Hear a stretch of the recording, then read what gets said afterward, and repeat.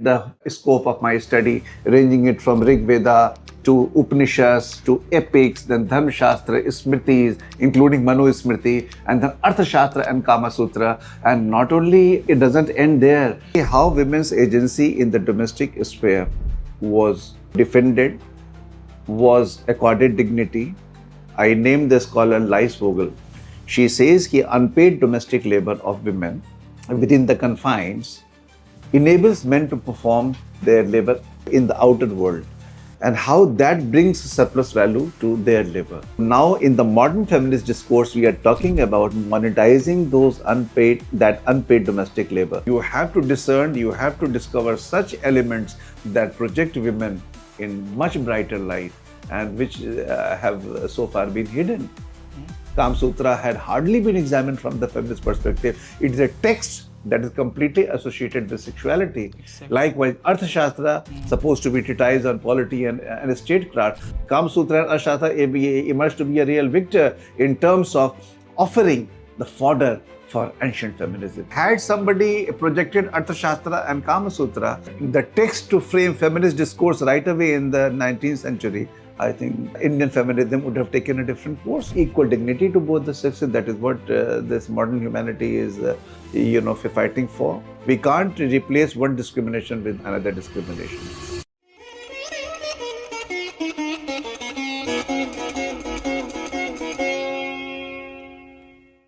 Namaste. Welcome to another sit-down session of Sangam Talks, and we are delighted to have with us Sri Mukul Kumar ji among us. Thank you, sir. Thank you for taking out your time. It's my privilege. Yeah, thank you. And sir is a civil servant from 1997 batch.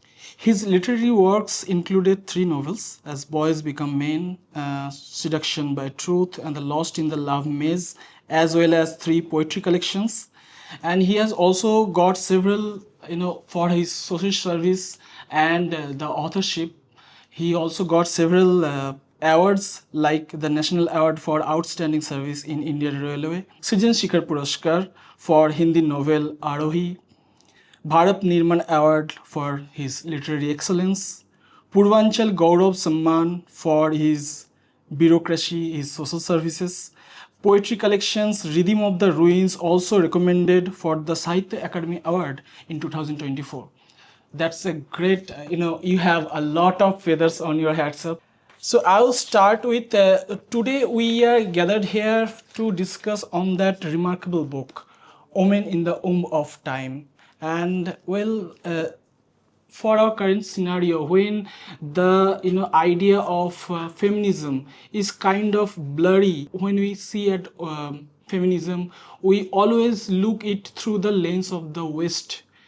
So that book will, comparative study on that scenario, the state of feminism, and how historically, from our civilizational values, we can find that how feminism has been,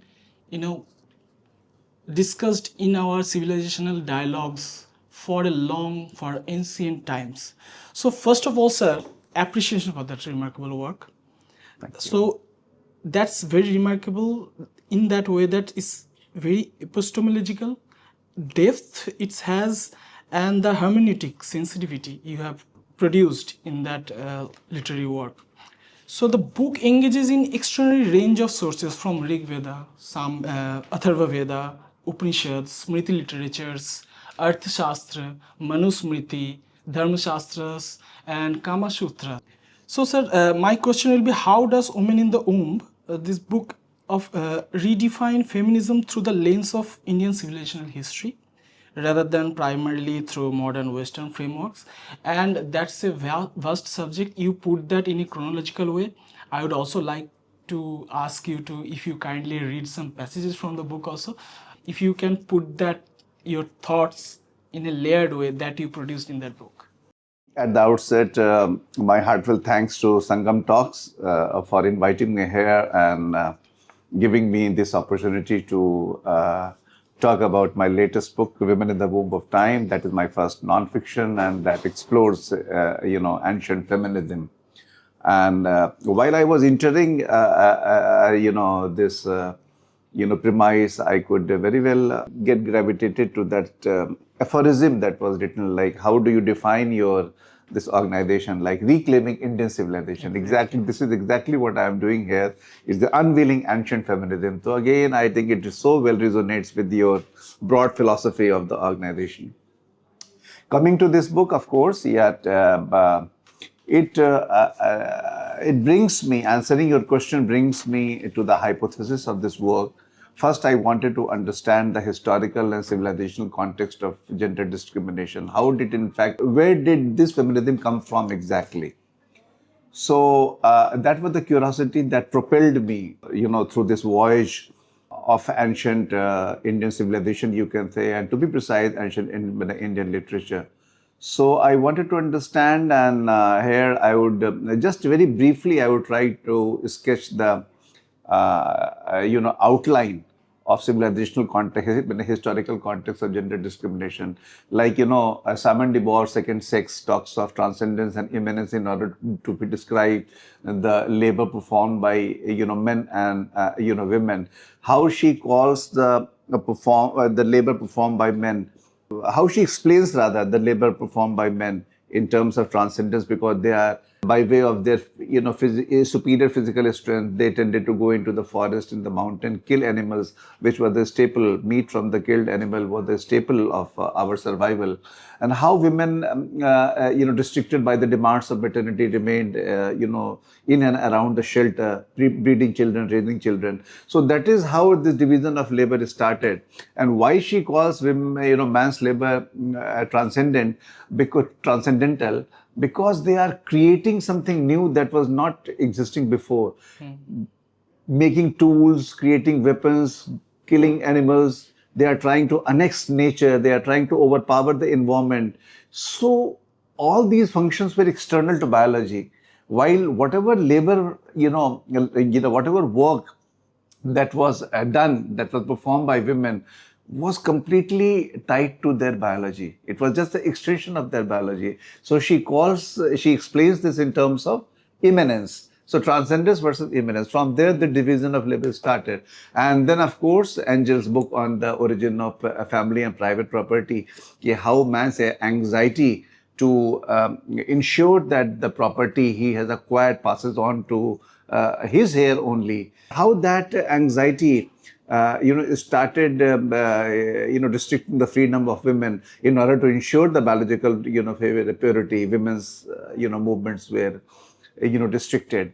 And then, of course, Lise Vogel's concept of surplus labor performed by men, because of the unpaid labor of women. So Marxian, she views the entire thing through the Marxian lens. So this is how I think then Judith Butler, she talks of gender, performativity, like what a woman is going to do is decided by her birth. So I think after having crafted this context of gender discrimination, then I thought when, curiosity veered, okay, since gender discrimination is germane to the ancient time, then there must be, where there is, discrimination, there is defiance, there is, dissent, and where there is repression, there is rebellion. So my curiosity got whipped up, you can say, got stimulated. Okay, let me try to frame a rich feminist discourse out of this ancient literature.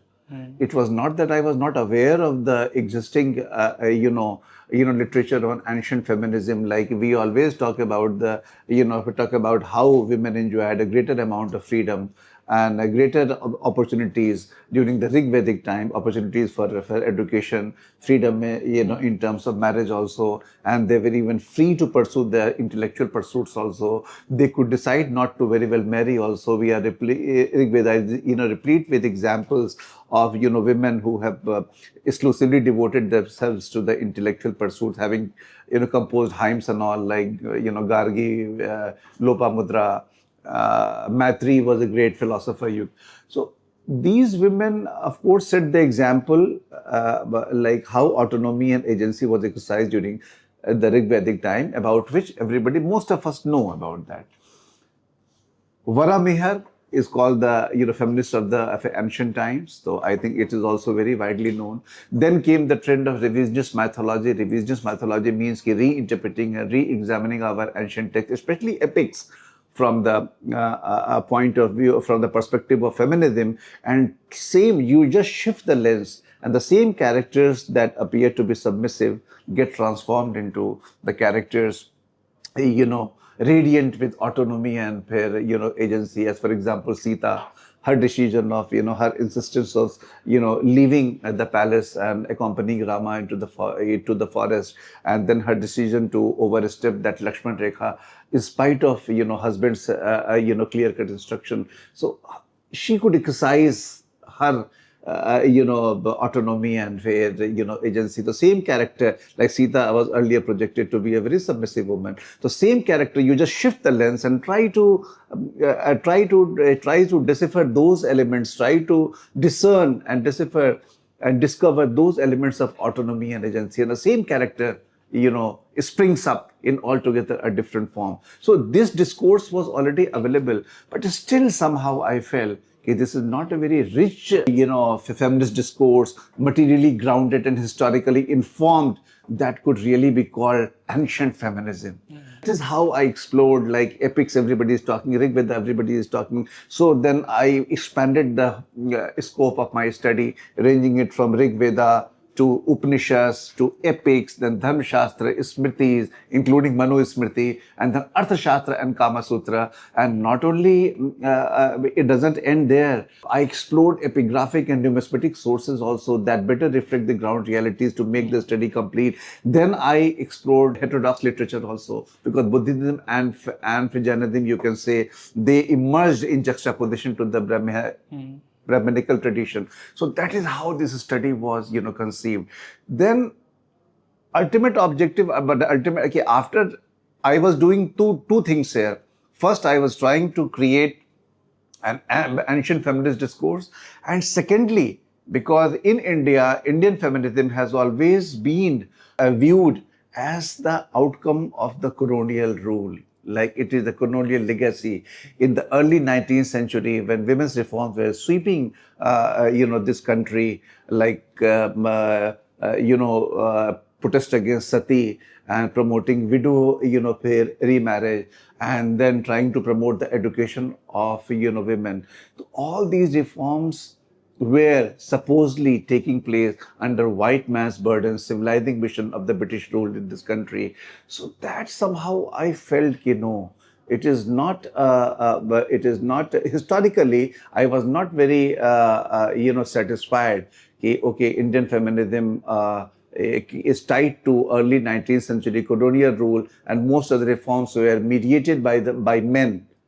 Most of the reforms were, mediated by men. So that is what I have done. I have tried to bring out all those elements of autonomy and agency. And let me tell you, by feminism, I have not, we don't just mean that advocacy for the rights of women in the different domain, political, social, and economic, in order to bring about gender equality. Let me tell you, while remaining trapped in the patriarchal framework, how women have been able to, overpower those fetters and fastening, gendered fetters and fastening, and they could exercise their autonomy and their agency. They could take their own decisions in spite of remaining trapped in the patriarchal framework. So that this study takes you into that realm also. So first of all, it is a very holistic conception of feminism. And second, I am trying to frame a rich discourse out of the ancient literature, out of the ancient, sources, which is materially grounded and historically informed. So that is the basic purpose of the book. Wonderful, sir. Even in this short portion, you have explained how this book come into, how you initiated that book, and how epistemologically it's profound, the subject matter is, and the hermeneutics of that study you have done for the book. The scholars you have mentioned, they have studied the evolution of early human civilization, they always do that on a Western lens, and that's what, when you study the ancient literature of our ancient civilization, we found that that's when India stands out from that all thing. And you have referred all those slokas, verses from those sites in this book, and that's wonderful, sir. So when I'm reading this book, sir, a lot of questions come into mind. So I will maybe try to ask most of them. One interesting aspect in this book is the recurring phase of, like, unlike Manusmriti, we know that when colonial rules dominated us, they tried to distance our mentally distance us from our colonial, from our ancient civilizational values, and somehow they got one thing, like Manusmriti become a scapegoat. Particularly in discussions surrounding women's agency, and there are other things also, has often been selectively interpreted, misinterpreted, interpolated. Manusmriti is maybe not that hegemonic if we study that in a proper way, in the proper Manusmriti, and not just Manusmriti, all the Dharmashastras that you have profoundly explained in your book, way after mentioning texts like Rig Veda, Atharva Veda, and the Upanishads. So the we can have explanation of the adhikara of women in there, and you also mentioned the Rigvedic views and the terms like Brahmavadinis, Satyavadus, and it's also maintained in it's continuously till Manusmriti's time. It's maintained. So it's also give responsibilities after marriage, the agencies of women in society, as in the responsibilities after marriage and the adhikaras in menstruation times. So are not forced through agenda, dogmatic way. So rather a spiritual practice for them. So how do you explain that, sir, in your book? Manusmriti, basically. The Manusmriti you are very, right in saying that Manusmriti has been projected as a text that is more, restrictive than others in terms of gender equality. Manusmriti is one of the texts that have been examined from the feminist perspective. So before I share with you my, take on Manusmriti, how I perceive Manusmriti after having explored it from the feminist perspective, let me share with you why Manusmriti has become more popular, and more popular in the sense in the current times, how it has been demonized and why. So let me go back to the 18th century when authorities, I think, they decided to translate this text into English. William Jones translated somewhere in the 18th century. And there was a very definite colonial objective behind that, because the British objective, the objective of the British regime was to maintain social stability, to ensure that a social order is maintained, to ensure that all such divisive practices of Brahminical tradition are intact, caste rigidity and, gender inequality and everything. Because, there is always stability when we talk of continuing certain traditions. There is no disruption in the tradition. So Manusmriti, let me tell you, it is the foundational text for the study of the social and moral order of Brahminical, this society. Civilization. And in Manusmriti, it is very easy to find those elements which, professed caste rigidities, which, professed, gender inequality, for the simple reason that they want to confine women to the domestic sphere. So if you ask me why Manusmriti was demonized, while I will not use the word demonize as a writer after having examined it from the feminist perspective, but still I believe that Manusmriti is more restrictive in terms of women's freedom than the rest of the texts. And this colonial objective, behind translating this work and projecting it, in the public, was the maintenance of social, stability. For this simple reason also, because as I am telling you, it is like more easy to find such elements in this, text, and that somewhere go against the spirit of gender equality or women's freedom. Yeah. So I have quoted the shlokas also, various shlokas, a very oft quoted shloka, but very sweeping statement, and it is a very suggestive commentary on the status of women, how women will be protected by fathers when they are young, and how by husband when they are but they are children, and by husband when they are young, and by sons when they grow old.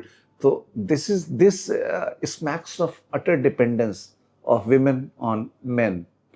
So that is why Manu Smriti is seen in a negative light. But let me tell you, now let me argue it from the other point of view.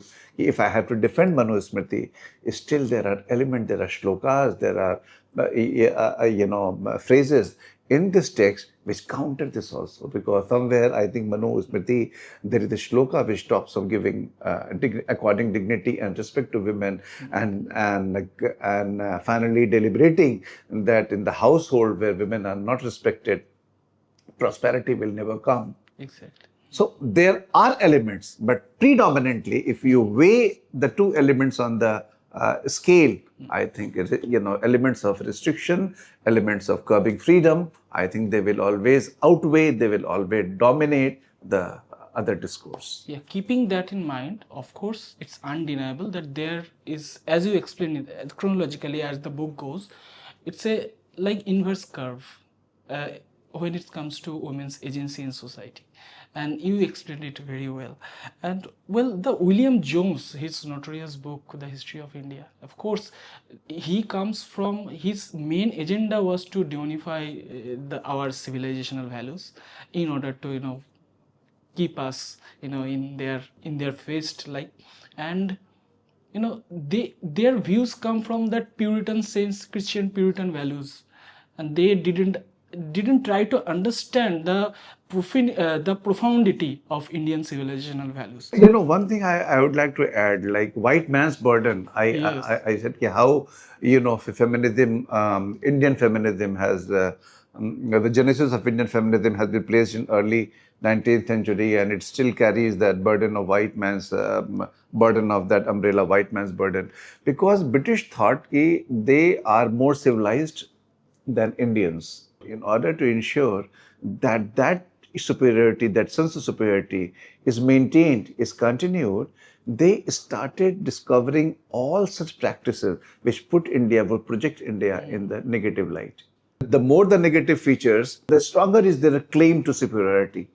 Because by way of reason, sati, you can't defend sati. By way of reason, you can't, profess that completely ostracizing, widows, and confining women to the domestic sphere. So that was another objective, I'm telling you. Manu Smriti supported somehow this contention also. So I think it was very complex. It is exactly very complex. Okay, let caste rigidities remain. Then of course whatever reforms will take place, we will take the credit for that. And of course stability was anyway, because Indians, what happened here? Indians under the influence of the reason and rationality that came by way of the English education, they started professing gender equality. They started, taking the measures which could uplift the status of women, in society. So that is, and that was called because these were the men who were educated in the Western system. So their claim to superiority remained intact, white man's burden, because if they will always say that it were the British who inspired them to take up such reforms. That is how it is. Sir, you mentioned domestic sphere. I mean, from the time of Manusmriti, even to the modern times, well, the quality women have, Indian civilization never, put them aside. Like they celebrated the femininity of women, and I mean, do you think, am I right to say that even in domestic sphere, the agency of women was celebrated? Exactly. I would break my response to this particular question or other country in two parts. First, how women's agency in the domestic sphere was, defended, was accorded dignity. I named the scholar Lice Vogel. She says unpaid domestic labor of women within the confines enables men to perform their labor out in the outer world, and how that brings surplus value to their labor. So now in the modern feminist discourse, we are talking about monetizing that unpaid domestic labor. I think this is one of the pivotal concerns of the modern feminism. Like why to undermine the labor, the work performed by women in the domestic sphere? So there is entire movement to accord dignity and respect to that labor also. Besides, women are getting now, they are stepping out also and getting educational opportunities and gaining financial freedom, they're independent. That is a different discourse.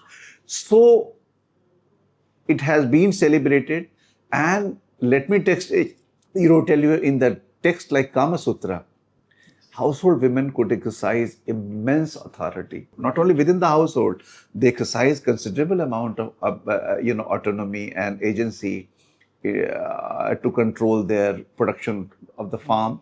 What will happen to the milk that is getting produced, how it will be processed, how it will be capitalized, even capitalizing the agriculture production, processing agriculture production into into something that could fetch revenues, that could fetch income to the family. All such major decisions were taken by the household women, housewives.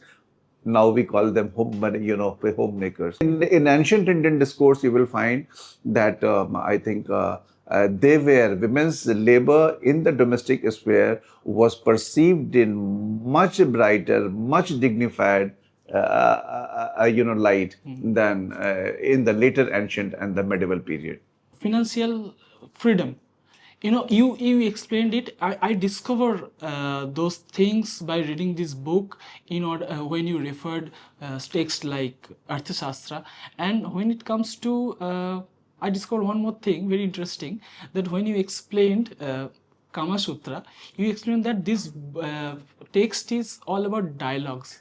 So could you please read out one of those Yes, certainly. pages? Dialogue I had to come to because, when I was examining it from feminist perspective, I came across certain such remarkable and revealing conversations amongst, women.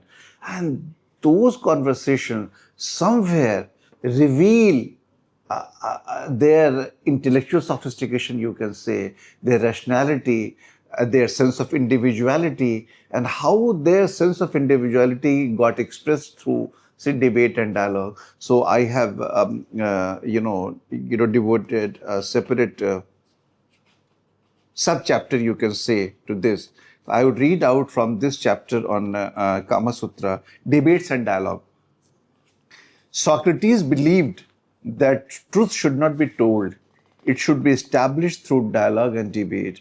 The Kama Sutra perfectly lives up to the spirit of aphorism. For an ancient text that is not supposed to be a conventionally philosophical text like the Upanishads, to adopt such a progressive intellectualized tool is wondrously remarkable. The Kama Sutra is a living dialogue, a collection of debates and poetic exchanges that reveal the complexities of love, desire, and social order in ancient India.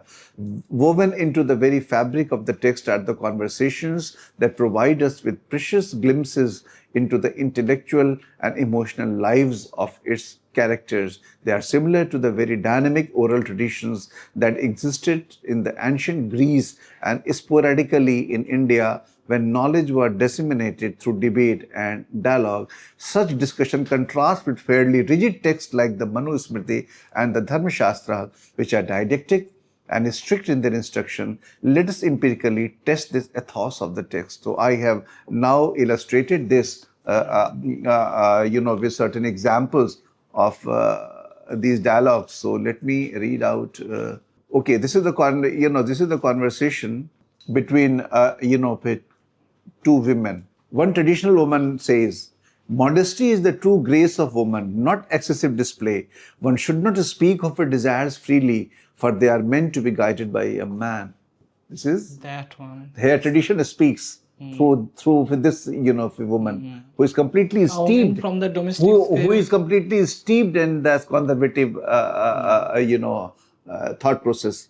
Now the progressive woman and another woman counters it. But if we remain silent, how shall we claim our own voice?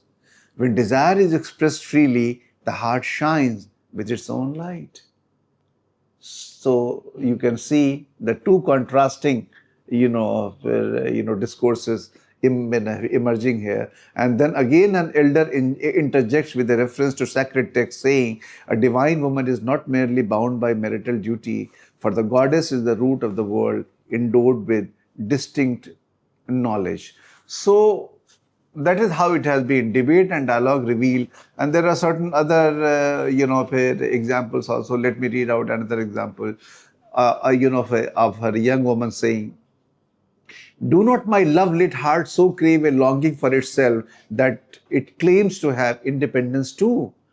Then another woman, "Independence is not merely about acquiring wealth. When your heart is enriched with knowledge and art, then you claim your own kingdom." See the flight of thinking and intellectual of a maturity, that giving such value to knowledge and art, not limiting wealth to only money, to only the financial domain. So this is how women were. So you have to discern, you have to discover such elements that project women in much brighter light, and which have so far been hidden. Kamasutra had hardly been examined from the feminist perspective. It is a text that is completely associated with sexuality. Exactly. Likewise, Arthashastra, supposed to be treatise on polity and statecraft, but Arthashastra emerges to be a real victor. Kamasutra and Arthashastra emerge to be a real victor in terms of offering the fodder for ancient feminism. That is that is how I could celebrate these two texts, and they have been of tremendous value to this book. So if we try to distinguish between these three texts, like there is a departure somehow in Manusmriti, and there is such dialogues. Even few people will get touchy if they hear about such dialogues between women, and such such independence they have in that time. And one more thing, when it's come to Arthashastra, the economical independence they gathered on that time, and how the state machinery crafted that. I mean, there are kind of, will you agree if I say that acceptance of gender-based physicality, when it comes to war, the men who are physically stronger than women, they go to war, but women have a great agency in that matter also. You explain in this book, like the marital states and how the spies work. Yeah, Arthashastras, we have to understand Arthashastra as a text. While we say that it is a text on polity and statecraft, we are not far from the truth, in the sense that basic objective of Arthashastra is to strengthen the state, optimize the resources in order to strengthen in the state, in order to make it stronger and stronger. But what happened, there are certain incidental social changes that came by way of professing this philosophy. Okay, if a state has to be strengthened, then why not to co-opt women also in this project?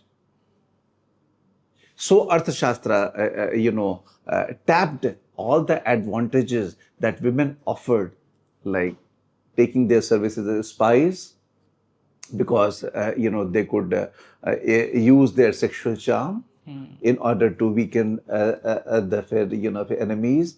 As spies and intelligence officers, their entry was much smoother because they are women supposed to be very soft, soft and mellowed, and there is obvious element of of attraction, physical attraction, that gave them a very swift entry into the enemy camp.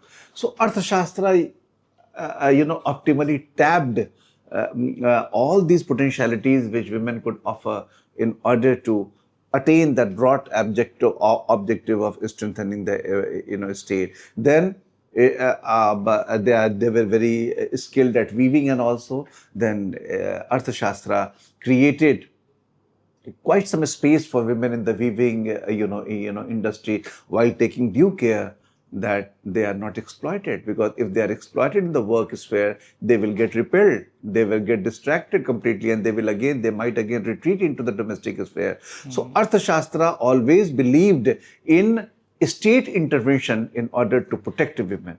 Even courtesans, like prostitution was very much legal, and a handsome amount of revenue was coming by way of prostitution. So courtesans had to be protected by the state. But they were protected from the condemnation, so social condemnation. And that is what I will just read out two small excerpts from this my discourse on Arthashastra that amply reveal what sort of concern it had for women. The prime objective may be the state, but ultimately women got benefited. They could navigate through that economic domain, which naturally accorded them greater amount of freedom. So that is how Arthashastra emerges to be to be such a glorious text. No discrimination at all. Yes, no discrimination. I will just read out: a man who sexually assaults a woman shall be punished, even with the death if necessary. Modern society is still grappling with sexual crimes. We are still grappling with the problem of harassment of women in the work sphere. Look what Arthashastra has to say. This was a bold stance because most ancient systems of law took such crimes lightly, or even placed blame on the female, or simply awarded financial retribution. For Kautilya, however, such crimes were responsible for destabilization and therefore diluted the public's trust in government. See how he was concerned with the trust. We are talking about the feminist governance, and we are trying to project the sensitivity of the government towards the upliftment of women. Arthashastra was already doing it right away in the 3rd, 4th century BC. A woman violated was no longer a mere victim, but also a symbol of the state's failure in safeguarding the citizenry. Brilliant, absolutely. I was thrilled. Brilliant. I was absolutely thrilled, examining. Uninitiated, and the Western scholars maybe at that time. Yes, Western it's discourse completely. Revelation. Yes. Had somebody projected Arthashastra and Kamasutra as, the text to frame feminist discourse right away in the 19th century, I think by now the Indian feminism would have taken a different course altogether. Then, like punishment, it talks of like how even death was ordered in case a man assaulted a woman. And then coming to this provisions for domestic abuse, still, society is grappling. Still, it is a slur on the humanity that women are being abused in the domestic sphere. Domestic abuse was also an area where Kautilya's legal system distinguished itself as compared to the other later Hindu texts, which just ignored domestic violence as a matter of private concerns. The Arthashastra treated domestic violence as a punishable offense. If a husband beat up his wife, the husband could either be fined or publicly humiliated. In grave cases, she was allowed to even leave the marriage and take the full amount of Stridhana. The text observed a woman has the right to leave a husband who abuses her. This is what we are talking about. This is what we are trying to achieve in the current times. So that is why Upinder Singh emphasizes how Kautilya's criminal code was one of the most developed ones in ancient India, especially with regard to treatment of gender-based crimes. I was talking about this physical crime. Likewise, I think it is replete with the instances, where state intervenes in order to, protect women and accord dignity to them. Wonderful, sir. And well, irrespective of the fine difference between these three texts, but one thing is certain that continuously went on. One you term refers Stridhana. Would you like to explain that? Pardon? Stridhana. Stridhana. Yeah, Stridhana was, was a wealth women carried from her paternal home. And how Stridhana was so crucial in maintaining the dignity and the financial, if not independence, at least that that sense of dignity and financial independence. Ki, okay, in the bad time she can fall back upon that Stridhana. So that was guarded, very well guarded by the state. So Stridhana, even in the Rig Vedic times, I think there exists discourse that talks of protecting, Stridhana. So that's inclusive to Indian civilization values, and that's continuously going on from the Vedic time also to the modern time. Yeah, Vedic time to the modern time, but as I told you, that women's status in society took a dive during the later Vedic times and during the medieval time, and that is how again that early 19th century reforms, I think, came against the background of such inferiority, to which women were subjected. So now I will come to the evidences you found through your diverse research work, through the epigraphic evidences and also the numismatic evidences. Yeah. Why at the outset I, stated that epigraphic and numismatic sources made this study complete, because you have to understand that most of the ancient texts are basically prescriptive in nature. What should be, how society should behave, what should be the laws, but the actual ground reality did not always match with those prescriptions. As I told you, there were always deviations. So there, I think this epigraphic and numismatic sources were quite revelatory, and they better, reflected the ground realities. Like I will illustrate with an example how, like, Nanaghat cave, inscription, it documents how Naganika, the Satvahana, your queen during the Satvahana time, she performed Ashwamedh Yagya and different yagyas which were otherwise supposed to be the preserve of men, male kings, and she performed. Even as a widow, she continued to rule. She exercised immense administrative, power and sway in the governance. So, but then I'm reminded of another inscription, like during the Gupta period, Mansour inscription. It shows women singing and dancing in the park. That very much contrasts with the discourse of women confinement during the ancient Indian times. And then with comparison to Western world. Yes, and then during the Kushana time, there is Mathura, a Mathura inscription that shows of women so active in the economic domain. They were craftsmen. They were into weaving industry, shilpkaras, artisans. And not only that, there were exclusive women guilds. So even in commerce and economics, they were active agents. And active agents, they were navigating through these, domain. And now in the current times also, how we are talking of, awarding greater amount of opportunities in terms of education and job to women. We are talking about the reservation of women in the parliament. How we are trying to bring them up, basically. This discourse was already there in the ancient Indian time. And that's so there evolved was in a natural way. Yeah, you can say that there was a complete dark period between our earlier ancient discourse and the modern times, early 19th century, since when this discourse has taken off, feminist discourse has taken off. So it was a wonderful experience, I think, writing this book, and was really satisfied that I have been able to, this is history, it is not the end of it. History is not a static discipline. It is ever evolving. Even after this research, there is much more that is waiting to be said, that is waiting to be discovered.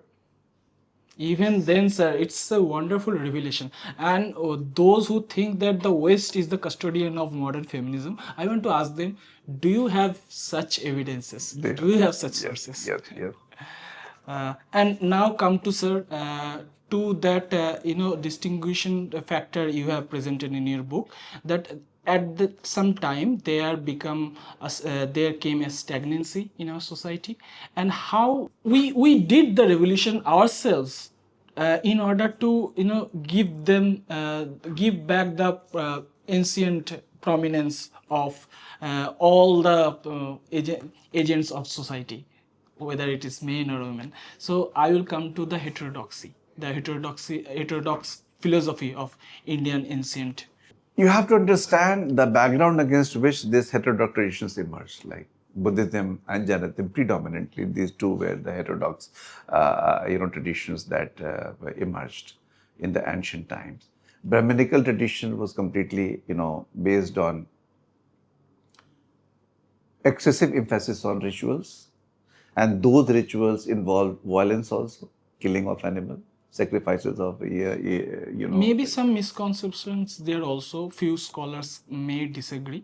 But as you said, the history is always evolving. Always evolving based on the new evidences, new facts, even the new meaning derived from the earlier facts. So coming to this, how heterodox tradition emerged. The Brahminical tradition gave excessive emphasis on rituals, even at the expense of intellectual and spiritual fulfillment. Spiritual fulfillment, like कर्म कांड जिसको हम लोग कहते हैं कि we are trapped in कर्म कांड and we are missing that philosophical flight into the realm of spiritual fulfillment, and then metaphysics, and then conceiving the deeper and the finer things of life, experiencing the deeper and finer things of life. Second was that it was based on Brahminical tradition was completely predicated upon patriarchy. It secluded certain sections of society. Caste discrimination was absolutely deeply entrenched. Then even gender inequality was there, completely deeply, entrenched. So there has to be a counter to this Brahminical tradition, which were not based on reason and rationality. Many a time they missed reason and rationality. There came, that is how these two traditions came. And one of the defining features of both these traditions is ahimsa, non-violence. Why? Why did non-violence catch the fancy of the people, fancy of the intelligentsia, during those times? Because there must be violence there. Then why these two traditions talked of uplifting the downtrodden? Because Brahminical tradition mein Shudras are there who were condemned, and there was the graded caste system. Brahman exercising the highest status, and then followed by Kshatriya and Vaishya and this Shudra. The counter discourse was offered by and that is how they instantly became very popular. Coming to when I explored heterodox literature from the feminist perspective, I think it was again, I would say, while it offered very rich fodder for feminist discourse, but everything was not bright. I will again illustrate why I want to temper this, feminist worth of these two traditions, like Buddha. All of us are aware, like there was initial resistance in admitting, women to the monasteries. But later on, I think nuns came. The role of Mahaprajapati Gautami is very much significant. Then Ananda's intervention, who were the disciple of Buddha. And once they came and they joined the monastic. But here, let me go back a little.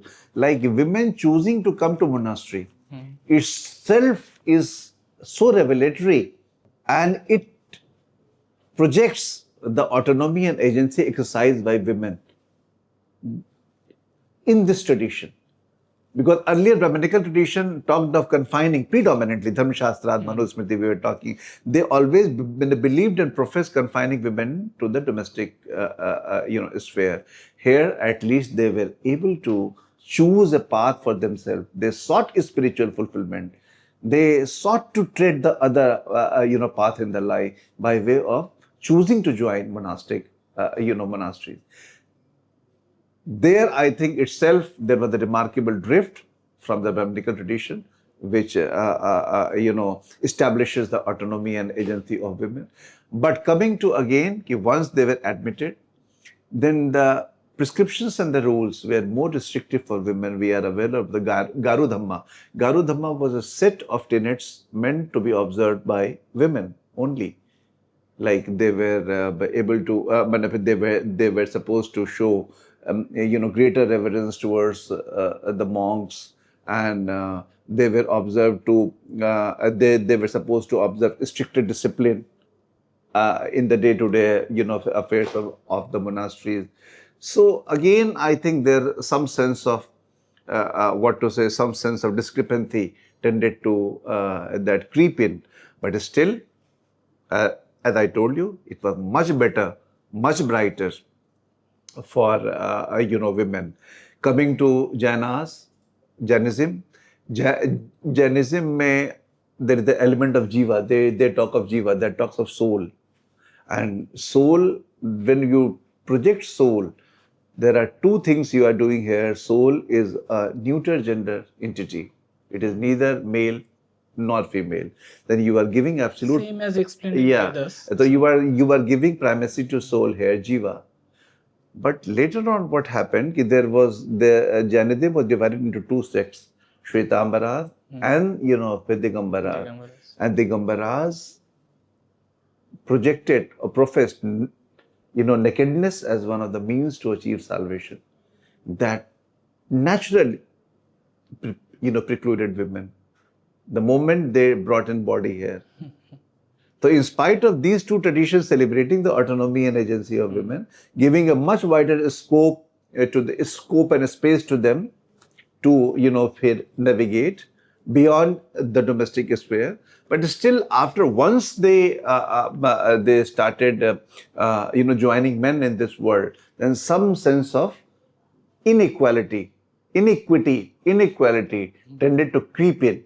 So that is how I think heterodox, exploring heterodox literature has been for me. Thank you very much, sir. And with your permission, I must add here a little bit that after all that, the origin was the same, the Vedic origin. The spirituality, the concept of spirituality, the profundity of our spiritual wisdom. And somehow after there was also another revolution came afterwards, like Adi Shankaracharya ji's movement, Ramanujan ji's movement, and afterwards Sri Chaitanya Mahaprabhu, and ultimately Swami Vivekananda ji's movement. So we always retain that civilizational values. Some aspects has been changed time to time. I think you will agree with me. Yes. I think we gradually moved from rituals to the deeper discourse, deeper and finer things, like if philosophy, like you were talking about Adi Shankara and Ramanuja, and then we started, exploring metaphysics, and then we started thinking, contemplating the origin of this world, origin of the universe, and about the God, the creator. So when you start conceiving all such, existential, issues, then naturally you get gravitated to reason and emotion at once. But they completely lift you. They are basically, that is an intellectual flight from the mundane sphere, you can say. It is a journey from the mundane to the sublime. So Adi Shankaracharya, Advaita was like again soul and body trying to create a parity between soul and body, ki, how soul is different from body. Then Ramanuja Vishishta Dvaitavad, how soul and body may be one, but still they have certain distinct characteristics. So you are contemplating all such philosophical discourses. So I think that is how richness came with the passage of And time. it claimed. Yeah. We could reclaim that philosophical and intellectual richness, I must say. So, sir, I think we have went through all the profound aspects you have, painted in this book. So, finally, I will ask you a final message. I want to ask a final message from you from the civilizational perspective presented in Women in the Womb of Time. How can feminism remain empowering and transformative without becoming divisive or dismissive of social complementary between men and women? I am saying this in context of today. If I say this quote unquote term, toxic feminism, when you see the feminism from the Western point of view, from Western lens. So, what is your final message? My final message is like solution to patriarchy is not matriarchy. We are talking about gender equality. We are talking about ending the discrimination against women. But that doesn't mean that subjecting men to certain discriminations. It is, we are talking about equality, equity, and fair equality. Toxic feminism is certainly one of the like it happens, any social phenomenon, any social or sociological phenomenon, or any sweeping strong phenomenon is bound to have certain spin-off effects that may not always be positive, certain, negative. We are very well aware of the instances how in the guile of feminism, I think women at times overdo it and tend to exploit men. There are certain examples, how they are bullying, men into acceptance of certain, things that are not very reasonable, not very rational. So, toxic feminism, of course, is a bitter reality. And I have ended my discourse by saying complementarity is the solution finally. Equality is the solution. Complementarity. And nature has also taught us complementarity, because this humanity is continuing by way of the cooperation of both the sexes. This humanity would not continue. Procreation would not happen. Only with the cooperation of man. It needs the equal partnership, equal cooperation of both the sexes. So nature has taught you that way. Nature has taught you that way. Then while men, like I told you at the beginning of our civilization, men tended to go into forest because physically, okay, it may be stronger, but women remained in the home. Who will look after home? Who will bake that meat at night? Who will arrange the fire? And who will collect even the edible plants and animals in and around the shelter? While they brought meat, women were so crucial in bringing certain plants and fruits. Physicality also evolved. Yeah, plants and fruits. So it is always like it has been but a completely complementary, based on, it's a project based on complementarity. Entire human civilization is based on the concept of complementarity, cooperation of both the sexes, and according equal dignity to both the sexes. That is what this modern humanity is, fighting for. So it has always been. I have quoted my interview with a couple of scholars also who say, of course, matriarchy is definitely not the solution to patriarchy. We can't replace one discrimination with another discrimination. So that is how it is. Yeah. So I will end this talk. Thank you so much, sir, with these beautiful terms you have used, complementarity, and in gender equality when it's come to complement each other. Thank you so much. Thank you. It was wonderful talking to you, and I could relive this writing journey through this talk. Reclaiming Indian civilization, when I saw, I was absolutely, I think, that sense of resonance, thrilled me. And that, okay, this is exactly why I am here. And to the viewers, if you want to find those, evidences from our ancient wisdom, please read this book. You will find excellent revelations from this book. Thank you so much. Thank you.